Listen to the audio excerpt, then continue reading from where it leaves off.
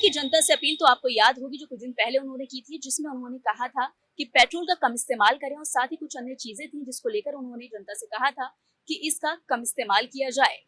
अब आपको बता दें कि सरकारी विभागों पर इसका सबसे पहले असर हुआ, क्योंकि नेता, विधायक से लेकर मंत्री सभी ने इसका पालन किया। मंत्रियों ने अपने काफिले छोटे कर लिए और अगर बात की जाए नेता और विधायकों की तो उन्होंने पब्लिक ट्रांसपोर्ट का इस्तेमाल करना शुरू कर दिया।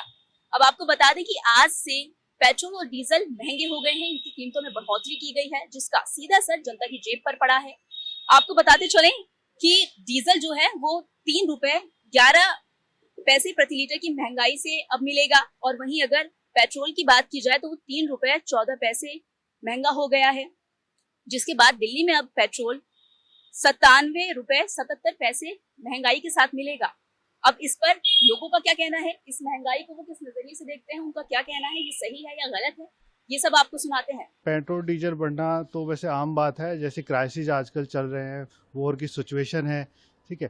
तो 2-3 रुपये या 4 रुपये रेट बढ़ना कोई ज़्यादा बड़ा इश्यू नहीं है, क्योंकि अगर हम अदर कंट्रीज़ की बात करें तो वहाँ पे कंपेयर टू इंडिया प्राइजेज जो है वो बहुत ज़्यादा हाइक है। तो जो आम आदमी यूज कर रहा है पेट्रोल डीजल को, तो 2-3 रुपये एक्स्ट्रा होने से कोई ज़्यादा पॉकेट पे इशू नहीं आएगा। तो हमें ऐसा नहीं है कि बहुत ज़्यादा पैनिक क्रिएट करना है।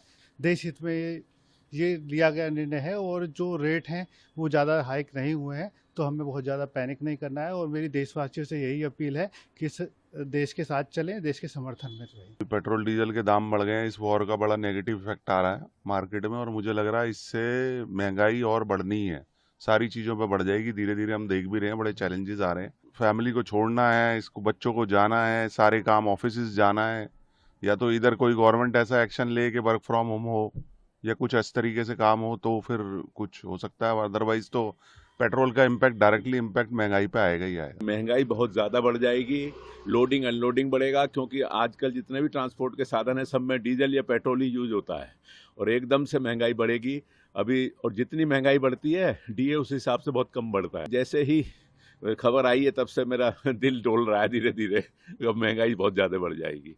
एकदम से इतना नहीं बढ़ाना चाहिए था सरकार को, गरीबों की तरफ ध्यान देना चाहिए था। कम यूज करना तो हर इंसान को कर्तव्य है, तो करना ही करना है। लेकिन आप ये देखो कि जैसे कि हमारा ये ईंधन है, फ्यूल है, गैस है, ये हमारी रोजमर्रा की यूज की चीजें हैं, हमारा रोजमर्रा के कारोबार में फर्क पड़ता है अगर ये महंगा होता है तो।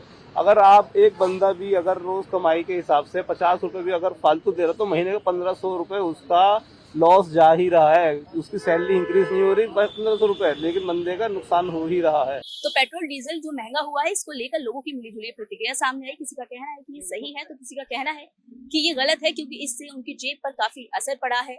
और आपको बता दें कि दिल्ली पेट्रोल डीलर्स एसोसिएशन का कहना है कि ये जो बदलाव किया गया है वो मिडिल ईस्ट में जो तनाव चल रहा है, जिस वजह से कच्चा तेल महंगा हो रहा है, कभी सस्ता हो रहा है, उतार चढ़ाव देखने को मिल रहा है, इस वजह से किया गया है। बाकी आने वाले दिनों में और क्या बदलाव होता है, क्या महंगा हो जाएगा पेट्रोल डीजल और ज्यादा, या फिर इसमें कमी देखने को मिलेगी। मैं मरियम अली, कैमरामैन विनोद के साथ, नवोदय टाइम्स पंजाब केसरी, दिल्ली।